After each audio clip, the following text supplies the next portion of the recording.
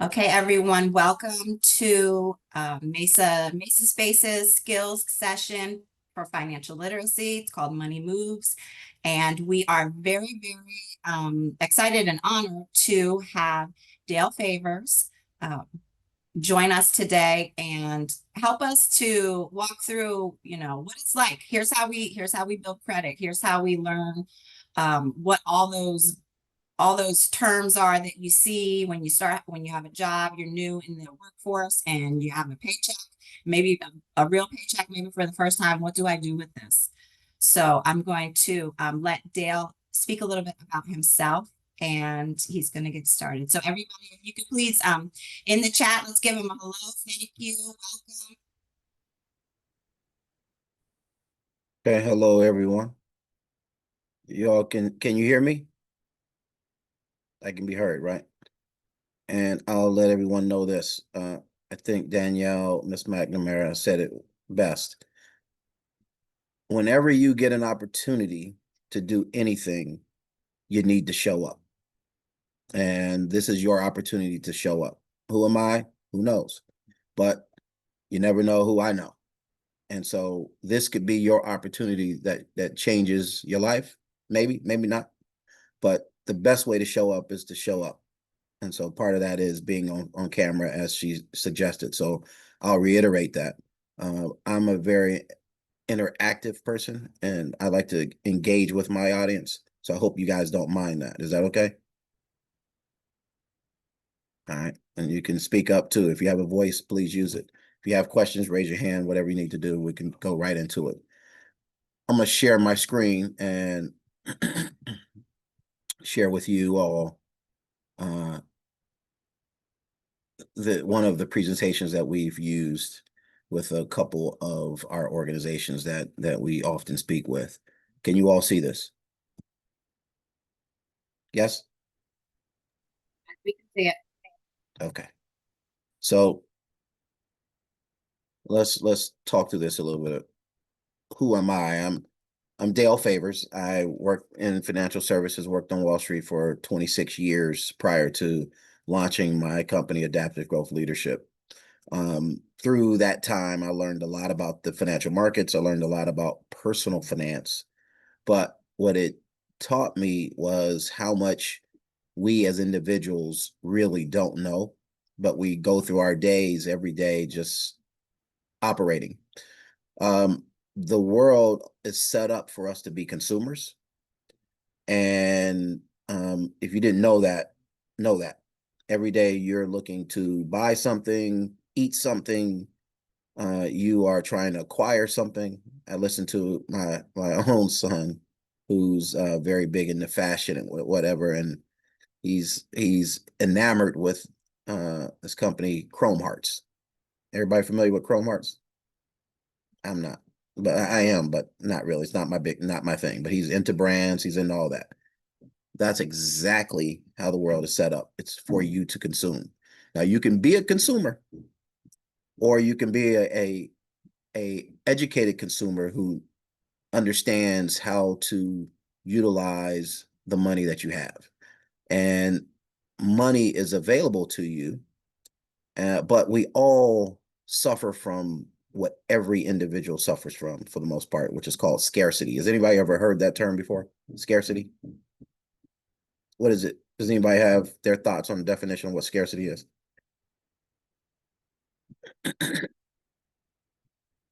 Anyone want to share? No? Okay. Not enough to go around. Something like that. Yeah. Scarcity is it's an economic term that helps you better understand we have unlimited wants. We all want everything. Doesn't matter what it is. If you got 4 pair of shoes, you want 6. If you have 1 car, you really want a better car. If you had the opportunity to get 3, you would buy 3. The issue is we have unlimited wants, but we're facing the dilemma of limited resources. Your resources are either money, time, whatever it happens to be, materials, whatever it happens to be, we have limited resources. Now, some people have unlimited resources. I get that. But there's a limit to what they can do as well. understanding that, if you understand scarcity, you will begin to make different choices about how you spend your time as well as your scarce resources, whether it's your money, whether it's other things that you do, they're scarce. And so how you use those resources will dictate how you will be able to benefit from those resources. Does that make sense? Everybody with me? Okay. So let's talk about this a little bit. Why does understanding finances matter? Well, if you're more informed, you make better decisions. It can lead to your independence as a person. We all talk about, hey, you're in college, you're gonna graduate at some point in time. It would be nice at some point in time, within the first couple of years of you graduating, you might be able to live on your own. You might be able to acquire your own apartment. In some cases, many of you will do that when you first start out, as I did. So, for example, I'm originally from Ohio. I went to school in Florida. And when I graduated, I started my career in New York City. So I never went back home after I left for college from a standpoint of to live. When I graduated, the company that I went to work for, which was Morgan Stanley, sent a moving van to my apartment at school. They packed up my apartment and they delivered that to the apartment that I had acquired in New York City. The challenge there was New York, just as in California, is a very expensive place. So I lived in Brooklyn with a roommate.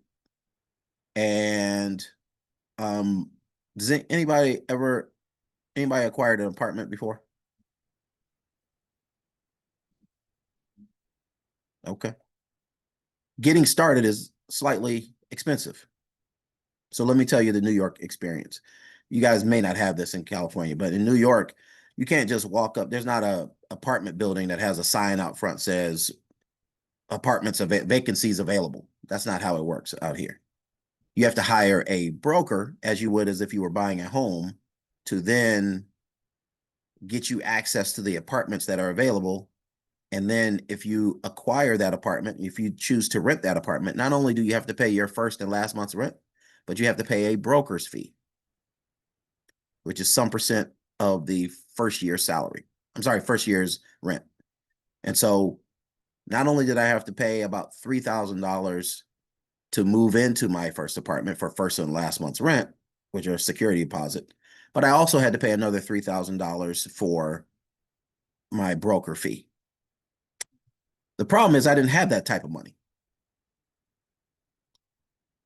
So the toughest thing I had to do, and my mother didn't have that type of money to lend me.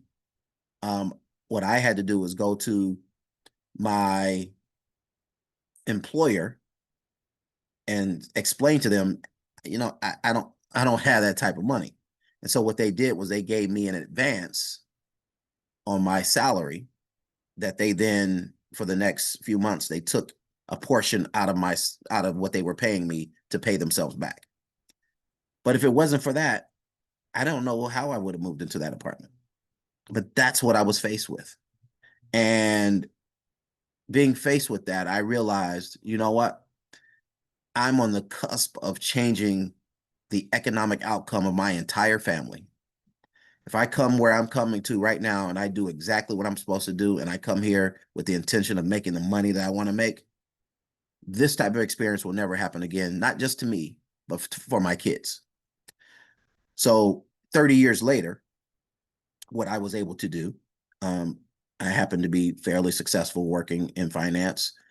When my oldest son graduated from Morehouse College, which he didn't have any financial responsibility to pay for that. My wife and I paid for his college education. He also got scholarships. What also happened was he was able to select his first apartment. He was able to base his apartment and his roommate. They were able to get together and decide what they could afford on a monthly basis. And all the upfront fees that he had to pay, his first and last month's rent, his broker's fee, all of that, my wife and I were able to pay for that.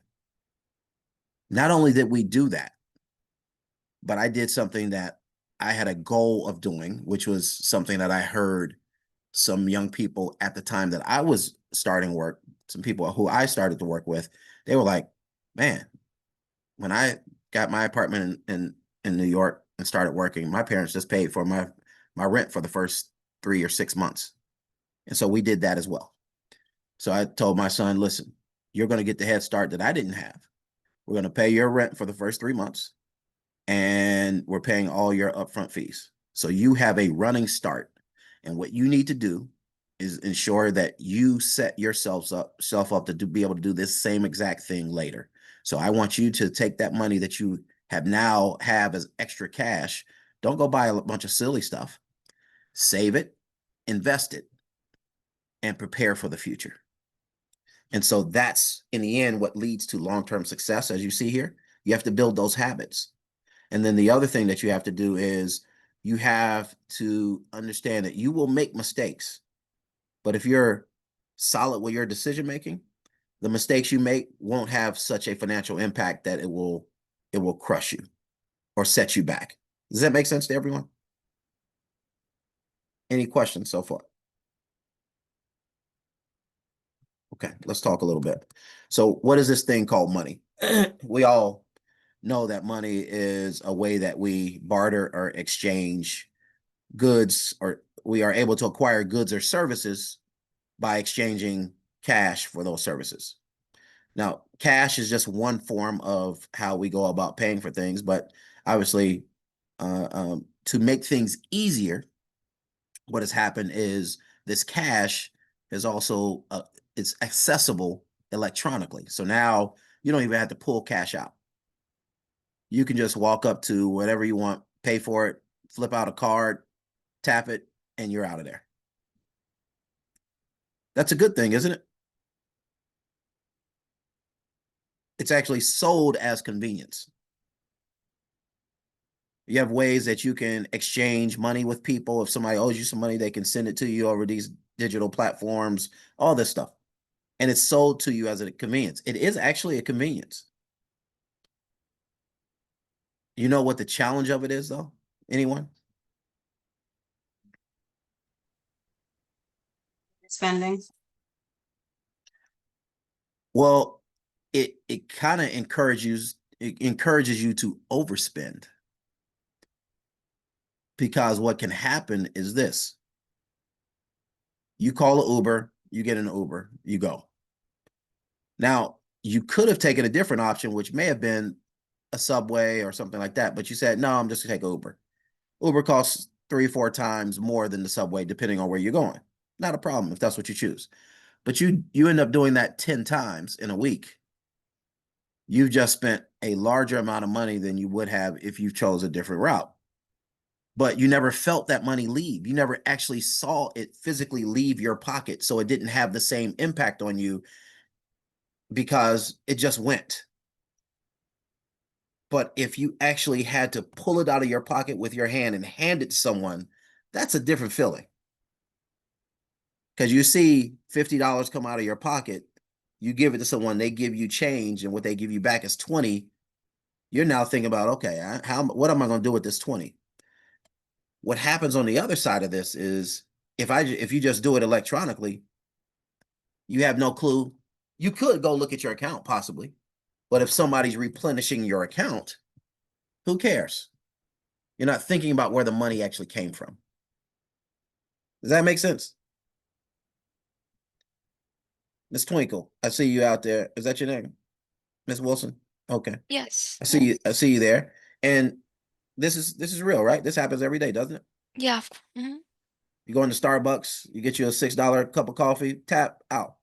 Yeah. You never saw the $6 leave your pocket. Exactly. So it has no meaning to you. The $6 is whatever. And if you did that 5 times, by the end of the week, you spent how much money on coffee? 6 times 5 is what?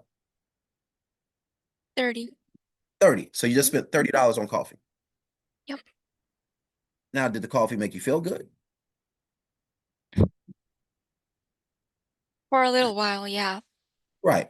It solves a problem temporarily. Now, is the coffee any different than if you bought the coffee from a vendor on the street selling it for $2? Oh. Some people can say yes. Mhm. Depends on what you're getting out of the coffee. Some people Mhm. are coffee connoisseurs and like, absolutely not. Starbucks has the best coffee. I can't even go to Dunkin' Donuts. That's not real coffee. I get it. Look, everybody has their thing. But in the end, what the coffee does is it makes you feel a certain way. It gives you a temporary sense of security. And so what happens there is, that's why I was telling you in the beginning, we all been raised to be consumers. And so people understand there's certain emotional connectivity to certain things, whether they're physical things, whether they're things that you consume, you eat, whatever it is. And so every day someone's playing on your emotional connectivity to these items. And it begins to have an impact on the decisions that you make. Have you ever thought about, have anybody go to grocery stores here? I'm assuming you maybe someone goes to the grocery store. What items are at the front of the grocery store? Like at the counter, what do you usually see when you're checking out? Like candies, chocolate bars. Magazines, right? Mhm. Those are things that are impulse purchases. You don't need them, but when you see them, you naturally you start to smell it. You start to look at the packaging and you get excited and you're like, I'm gonna get that. Right? Drinks, right? They'll have them in the little coolers at the front. What's in the back of the store? Vegetables. All the things that you actually need, the essential things you need: vegetables, meat, dairy. That's at the back of the store. So the things at the back of the store are what you may have come into, and you had the intention of coming in to buy that. But you have to walk through the front of the store to get to the back. It's intentionally done. There's nothing wrong with it. It's intentionally done. Let's think about Target or Walmart. What's at the back of the store in a Target or Walmart?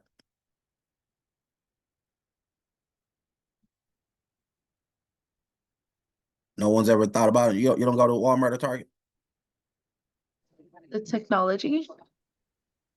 All the electronics. You're exactly right. All of the high ticket item things that you probably went there to go get. What's also in the back right, usually at a Target or a Walmart, is the grocery portion of it. But in the middle are all the things that you could have or you didn't think about getting, but you might get. So you have to walk through those aisles to get to the stuff that you actually need to get. It's set up for you to be a consumer, good people. So I'm just helping you understand how the world is structured and set up so that you can begin to think more strategically about how you use the assets that you have. So money is extremely important. And the money that you have is important. How you use that money is also important. And setting the habits necessary to successfully not just acquire the things you need, but to build the wealth that you should have. Those are two different things that you have to work hard at doing. So let's think about that. You gotta set budgets. You know what your monthly expenses are. And if you took the time to really, really look at your expenses and understand what cash inflows you have versus those expenses, and you say, okay, if I make $2,000 every 2 weeks, every month I know I have rent, which is 2,500. I need transportation, so I have a car. Do I have a car with a payment, or do I have an older car that doesn't have a payment because I've paid it off and I'm just paying for gas? Which one is it? Well, we know gas is expensive in California, isn't it? Man, I show up in California and I go to the gas station when I have a rental car. I'm like, what is this? Sometimes it's crazy. I had to remember I can go to Costco and get it a little bit cheaper, right? So people do these things, but understand that that's what it is. So you might have monthly expenses, whether it's transportation, your housing, food, might be a total of $3,000 a month that you need to spend. Those are essential things that you need to have. But here's the thing. If you make 2,000 every 2 weeks for a month, how much is that?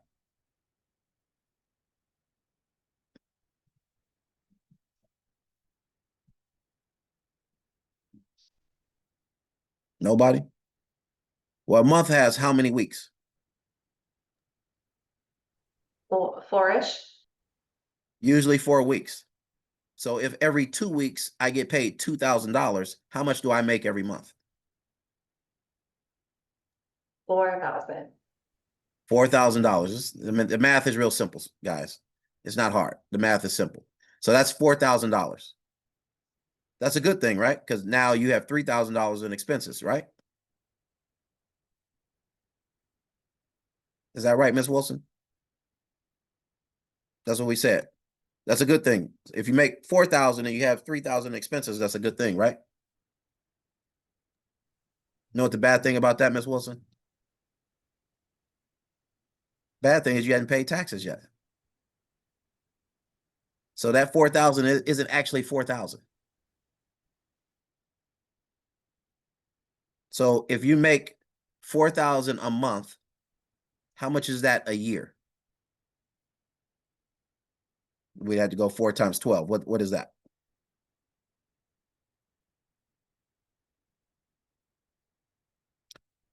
$48,000, right? All right. So let's round that to 50,000. Let's just say you have a second job, you make 50,000. So now if your taxes add up to about 40,000, 40% is going to taxes. 40% of that is what? If you make 50,000 and 40% is going to be paid in taxes, how much is that? 4 times 5 is what? 20? So you're gonna be paying 20,000. $20,000 in taxes. So you don't actually make $4,000 a month, do you? So now you got a whole nother dilemma. These are the things every day that messes people's budgets up because they budget on the gross income, not thinking about the taxes. And if you don't think about the taxes, it's going to impact your ability to pay. You're going to make a lot of wrong decisions. So you have to make decisions about where you live, what car you drive, how much and where you choose to spend money to eat.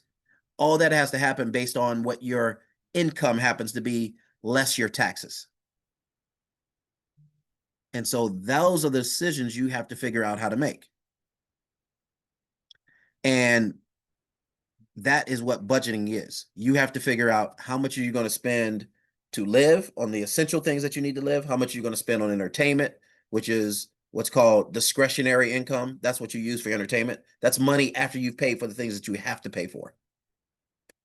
Because if you're going out to go to the party and the club and you ain't paid your rent, there's about to be a big problem. You know that, right? That's a problem, right? If you go to the club, you buy a nice outfit so you can be attractive at the club, and you stop off to have dinner before you go to the club, you're about to have a big problem. So these are the things that you all have to think about. So as you're talking to employers and you're doing the math on what they're actually going to pay you, you have to think about how you're going to build a budget less the taxes that you have to pay.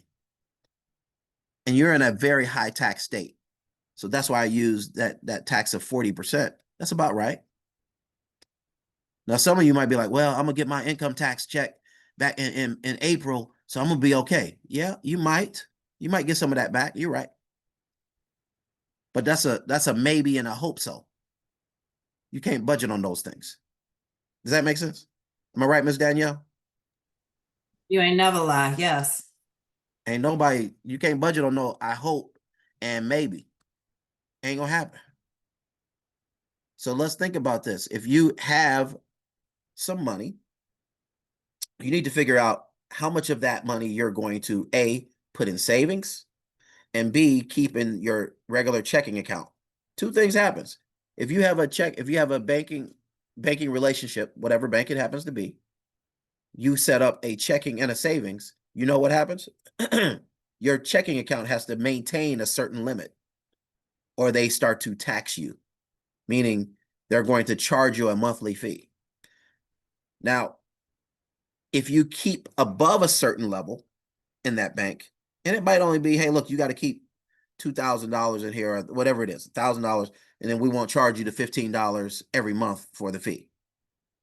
Whatever it is, you need to figure out what that is when you go to the bank and say, okay, can I get the student account? Well, the student account, they're probably not going to tax you that hard.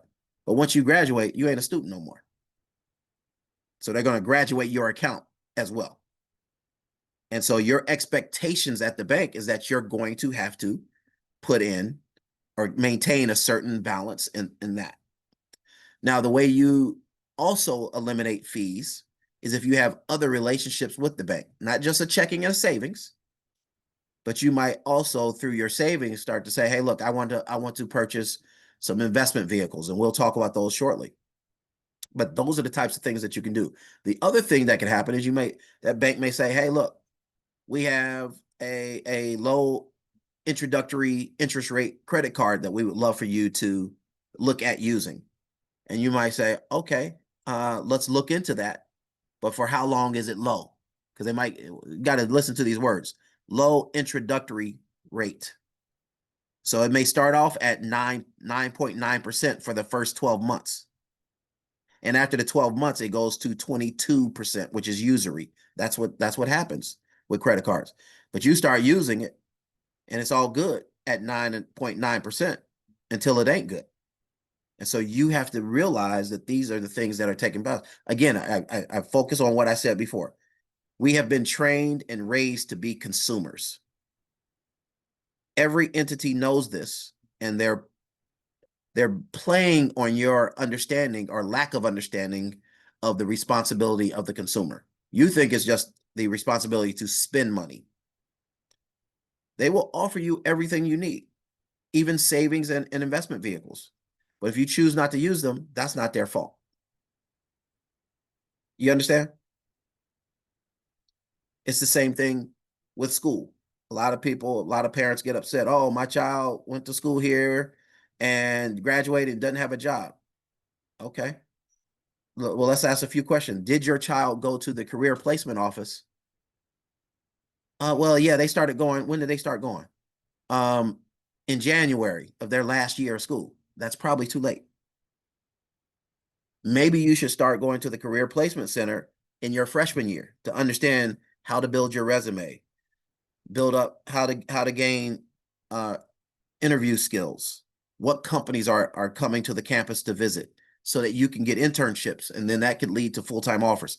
All these things lead to your ability to then earn an income that will be feasible for you to now move out, get your own place, have your banking and checking accounts, get a credit card, start saving, start investing. It's all tied together, but it starts with the habits that you need to set early on in your college career. Does that make sense? Making sense, Ms. Wilson? Okay. So let's talk about these credit cards. A credit card really is the way that, does anybody know? Let's talk about credit cards. Give me credit card entities that you think exist. Anyone?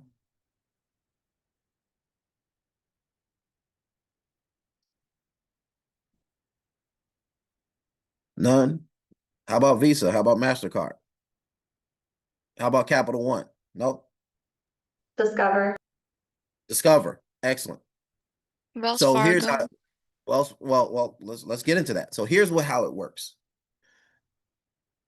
Wells Fargo, JP Morgan Chase, all those are banks.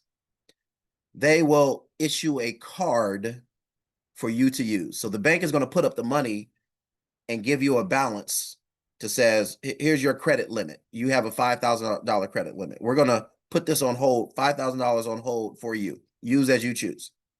And when you use it, you're going to pay interest on the balance. So whatever you choose to use, if you got a $5,000 limit and you spend $1,000 buying Christmas gifts, not a problem. If you pay it off at the end of the period, they're not going to charge you any interest. So you borrowed $1,000 to use, you paid it off at the end of the month, it's all good.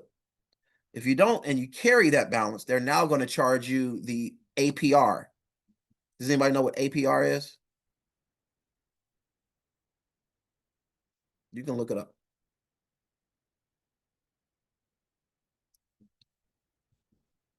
Effectively, they're going to charge you an interest rate on that money that you borrow. So every day you have an outstanding balance, they're earning interest on the money that you borrow. So they're charging you every day that money is outstanding. And I told you that rate could start off with a small introductory rate, or that rate could be as high as 28%. So if you've borrowed $1,000 and it's at 28%, they're going to be charging you the equivalent of 28% over the period of time that you have that money. And that's how that works. Now, what is it used for? It's really used for you to have an extended use of someone else's money, which is fine to do. But if you don't have that good habits of paying those balances off in a timely fashion, over time, you're going to pay a substantial amount of money, a lot more than the $1,000 that you may have borrowed.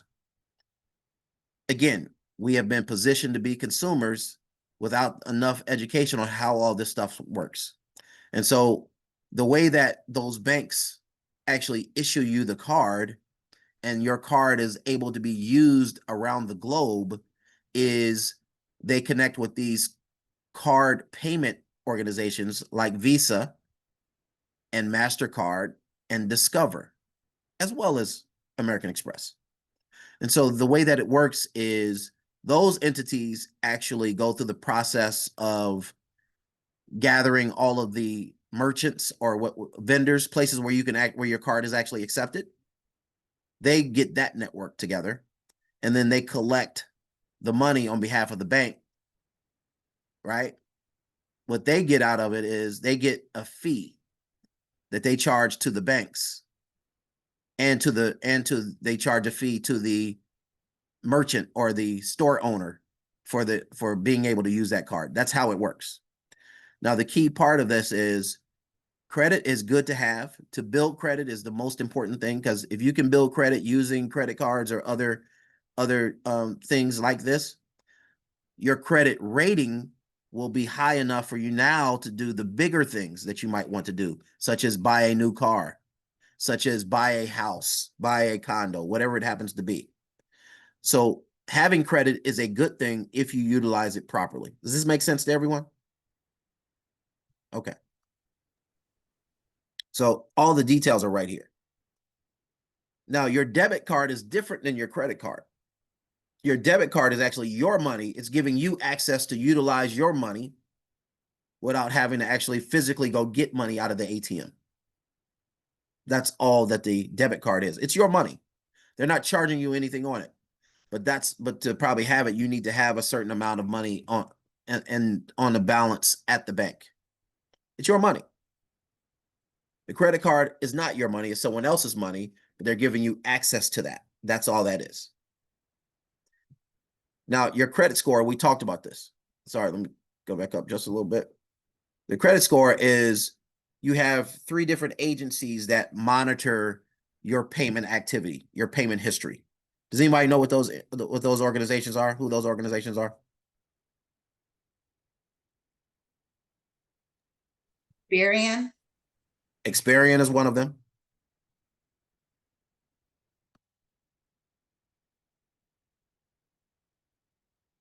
FICO. Experian, Equifax, and TransUnion. Those are the 3 credit reporting agencies. They collect all of your payment history. If you pay for your apartment on time, if you pay your school bill on time, whatever it is, they know. And from that, they take all of that data and they pour it into a calculation, into a formula that creates what's called a FICO score. You're exactly right, Sally. So your FICO score is established based on your payment history and how fast you pay off your balances, how consistent you are with paying your balances. All of that builds your FICO score. And if you have a FICO score that is of a certain, 700, I'd like to say 700 or more, organizations are going to be willing to give you more credit than you could ever ask for. Not only that, they're probably going to give you that credit at a lower rate than they would give anyone else. So the better your credit score, usually the lower amount of interest you'll be paying on the money that you borrow. Make sense?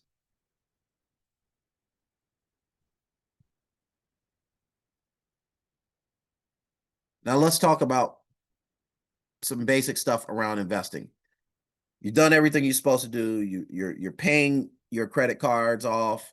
You are paying off your school loans. You live in a nice apartment. You're paying your apartment. You're paying your rent. You're paying for everything you need, all your streaming services. You've done everything right. You now, 2 years on the job, you get a promotion that comes with an additional $5,000, $10,000. And you're like, ooh, it's about to be good out here. I'm about to do my daggone thing. And you're right, you could. But what you could also do is be more diligent about how you're going to manage your future. And so there's a couple ways of doing that. One, you can invest money, and your company will allow you, and most companies will allow you to invest in your future by saying, hey, look, we have a retirement plan here. Some places have pension plans. You might work for a company with a pension.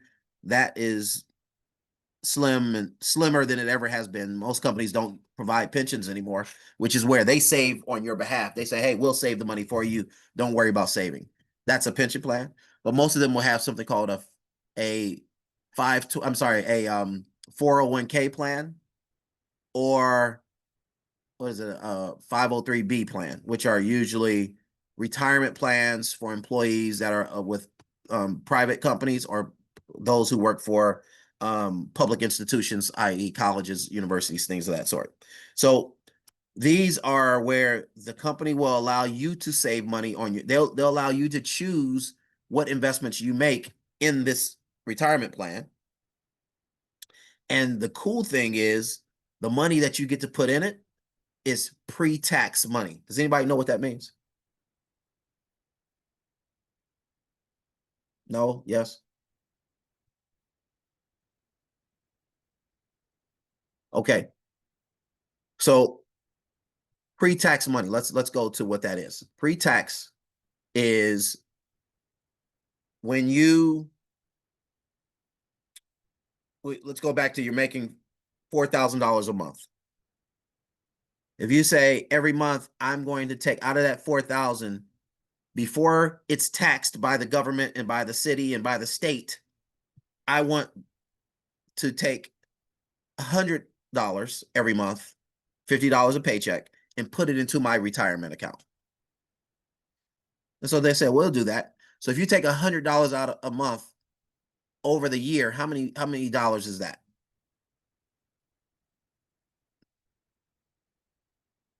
$1,200, exactly. So now you have $1,200 that you've put into your retirement account at work. Is that a good thing? It's a good thing probably 3 times. Let me tell you why. If you put that money in there pre-tax, that's going to do one thing, which I'm going to come back to. But it also, what companies will do that you work for, they'll encourage you to do that by saying, hey, look, up to your first 5,000, if you put in 5,000, we're going to match that 5,000. Anything up to $5,000 will match. So now in your retirement account, you've put $1,200 in. Your company will put $1,200 in on your behalf. That's awesome. The other thing that it does is it reduces your taxable income. So now at the end of the year, when you have to pay those taxes, I talked about 40% taxes. Well, the 40% won't be on the $48,000 that you made, because you don't make $48,000 now. It's going to be 48,000 minus 1,200. What is that? That's going to be what? 47,400. So now you're taxed at a lower rate, and you still benefit from putting money away pre-tax and your company put money away for you as well. So you don't just have $1,200 in there, you have $2,400 in your retirement account. And that's before, right? That's before you've actually, remember I told you, you have to make the investment decisions. So now you choose, hey, look, I'm going to put this $1,200, I'm going to put it into a index fund, a mutual fund. And that mutual fund is going to mirror the S&P 500 index. You may not know what that is. We'll talk about it. But when it mirrors that S&P 500 index, someone look up what was, you can Google this or just ask it in a chat GPT or whatever. What was the return on the S&P 500 index in 2024? What was the percentage return on anything invested in the S&P 500? What was their return last year? 25%. So now if you're invested in the S&P 500 index fund and you've taken the 1,200 and your company's matched it, so now you have 2,400, add another 25% to that. And that's what you actually have. So not only have you paid yourself, you've also, the companies has matched that. And because you made a great investment, the market has paid you back. So now you're now working towards building a retirement kitty that may allow you to retire at the age of 55, 60, 65, whenever you choose. It doesn't happen if you don't have the discipline to do this, though. Now, the tough part about that money there is your retirement assets you can't even touch until you're age 62. Some allow you to get it at 59 and a half, but age 62. So let's think about that. What else could you be doing? Well, if you've made additional money, you now have money that you can take after tax and invest in the stock market as well.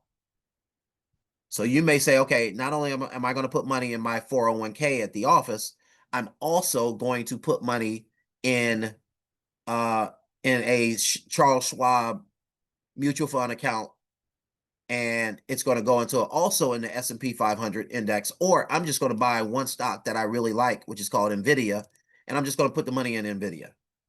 And then that NVIDIA, how much did NVIDIA, what was the return on NVIDIA in 2024? The stock returned how much last year?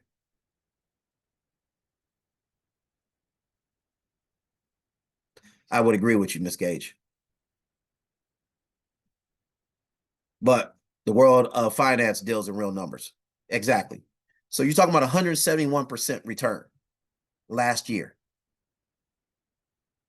That's huge. So if you had your money in your Charles Schwab account invested there, you'd be onto something. And so that's how this whole world works. You personally have to have the discipline to do the things necessary for you to get ahead. And so what that really means is, what are you willing to give up now in order to have something later? And so that's when we start to talk about these things of avoiding impulse purchases that you don't need, things that you don't need. Be diligent about how you shop. Think about spending money. I did that today. I was at a conference. I'm driving back. I stopped at a rest stop real quick. One of the ones that has the store in between. I was like, you know what? I can get something to eat real quick. And I said, you know what? I looked at the prices because I thought said maybe I'll get a McDonald's. Well, I remember the commercial McDonald's says right now, hey, you can get a Big Mac value meal for $8. Now that may not happen in California. I don't know, but that's what it says. I'm like, huh? You know how much the Big Mac value meal was at the rest stop? $15.98. I said, get the heck out of here. Let me get a Dunkin' Donut and let me get a cup of water and let's keep it moving. I got food at the house. That's discipline. That's discipline. If you want it, you got to do it. Now, I have the money to do any of those things, but the whole point of it is sometimes you have to have discipline to do the things that are best for you. and keep it moving. You see what I mean? So that's what you have to do. This is all about. If you do the right things today, you can delay gratification. That's called delayed gratification. You can have a lot more later. And I did those things, right? I did exactly what I'm telling you. Did I make some mistakes? Absolutely. But did I make a lot of good decisions financially? I did. I did. And having those habits has served me and my family extremely well. As I said, we have one kid who graduated from college. The other kid is in college at UCLA. UCLA for an out-of-state student ain't cheap. I just want y'all to know that if you didn't know. So good thing we had saved for both of my sons' education through a 529 account. Anybody know what a 529 account is?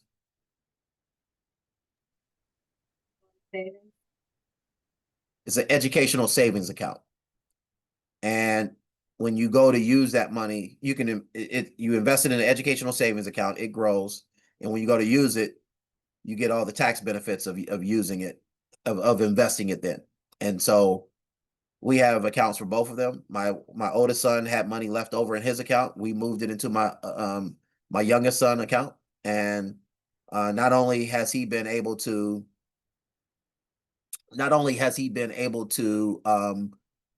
invest in his education and perform well at UCLA, he is also spending this particular semester in China. So he's doing a semester abroad in Shanghai. And that's not cheap either. But excuse me, it's all been funded through his 529 account. So we've been blessed that way. Someone Ms. Gage asked about the rule of 70. Anybody know what that is? It says rule 72. It's along the same lines. Anybody know what that is?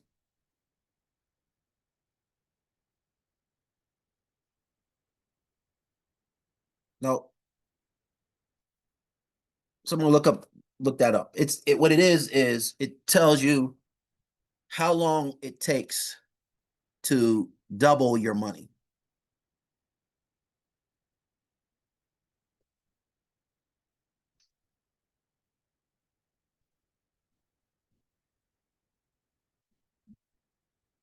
You want to look it up? You want to share it? Ms. Gage, is that right?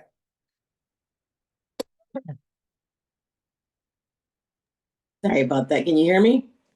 Can now.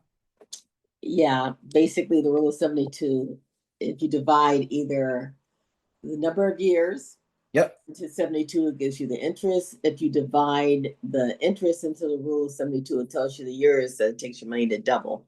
But that's helped me out a lot, because eventually when you think about how many years you have on your horizon, it tells you how much you're going to have at the end. So that's definitely a rule that I've lived by. Yep. I was going to show you. You can still see the presentation, right?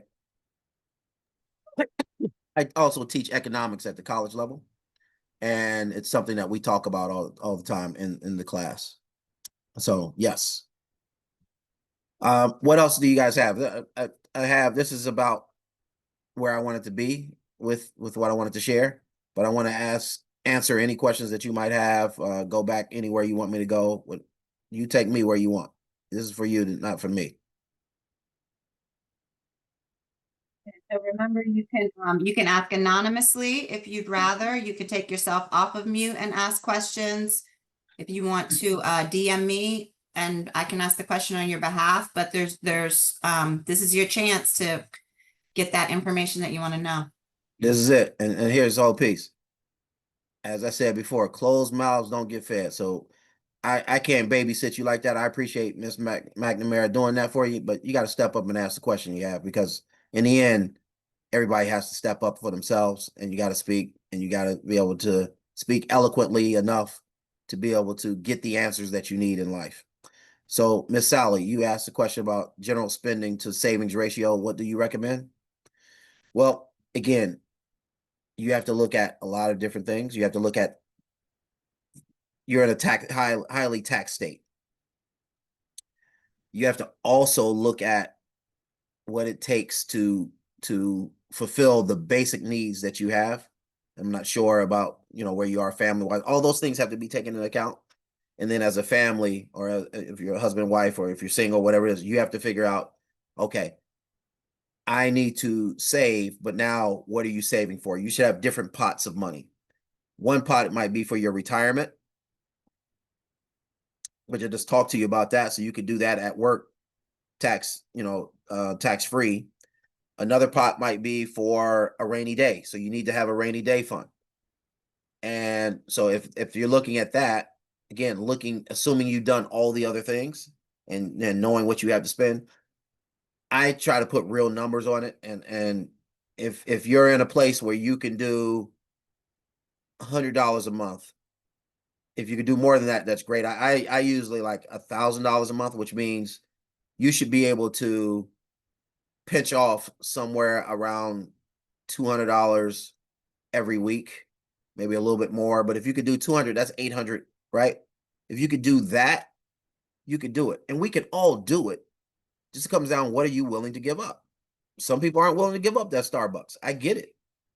It's not my thing, but it is for somebody else. Someone's like, look, I have to have X. Well, do you really have to have it? Is it going to be life-threatening if you don't? Now, you have to have insulin. That's for sure, if that's what you need, because that's life-threatening. You have to have water. But you don't have to have a lot of other things. You don't have to have your eyelashes done. But it looks nice, but it's not necessary. But again, we have been trained to be consumers. So someone tells you, you need to have your nails done, your toes, your eyelashes. So and you say, hey, look, I need that because that's a personal care day. I need that for me. And I get that. You should have that. If that fits your budget, have that. But I'll tell you this. I love a lot of things.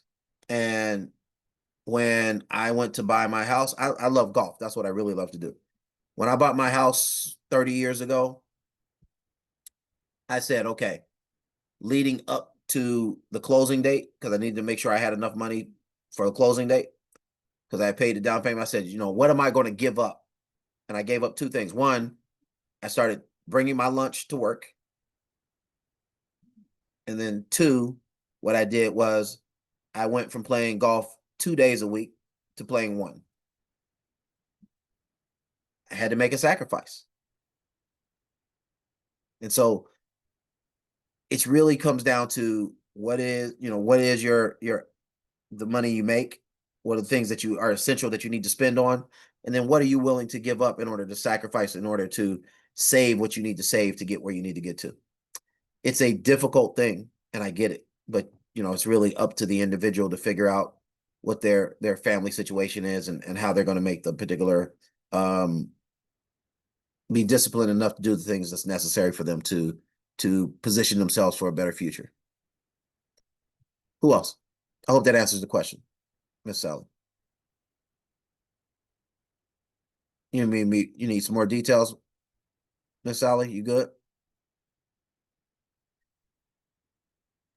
I was just thinking how I might translate that back to students that I want to share this info with, and they're STEM students. They have to be very disciplined in their classes to do well and to pass. So if they have the discipline to do their classes, they have the discipline to do a budget.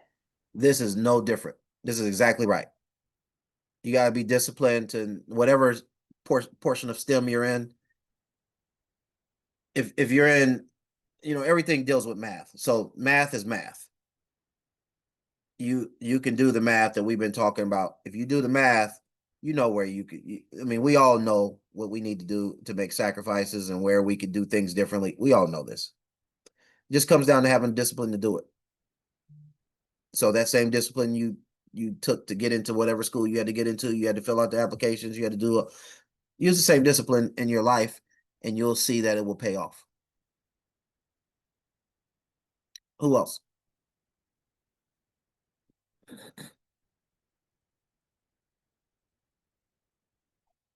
No one? Okay. Danielle, was this in line with what you needed? Absolutely was. We're at time, so I thank you so much. And can folks in the chat or take yourself off of mute, say thank you that you appreciate this. Yes, there we go. All right.